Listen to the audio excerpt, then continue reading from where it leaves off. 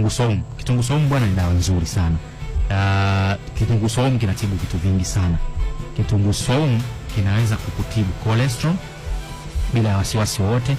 Kitunguu saumu ni dawa mujarabu ya pressure. Kitunguu saumu ni dawa ya sukari. Kitunguu saumu ni dawa ya maumivu ya viungo. Kitunguu saumu inaenda kutibu infection, yani maambukizi yoyote yaliyo katika mwili wako. Kama una UTI sugu, kitunguu saumu kinakutibu. Kama una fibroids, kitunguu saumu pia kinakutibu. Cha kufanya ni kitunguu saumu angalau punje moja ikatekate umeze na maji asubuhi, na punje moja ikatekate umeze na maji jioni. Lakini kuna watu sasa ambao wanaikataa kabisa garlic, kitunguu saumu. Kwa sababu gani? Kina harufu. Unapokuwa umetumia kitunguu saumu, watu wote watajua kwamba wewe umetumia kitunguu saumu. Kina harufu kali kutokana na ile allicin ambayo ndio dawa sasa hivi.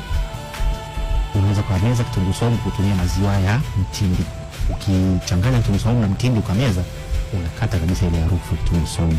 Lakini pia viko vidonge ambavyo vimetengenezwa vya vitunguu saumu. Kwa hiyo cha kufanya, unachukua kidonge kimoja unameza asubuhi, kidonge kimoja unameza jioni.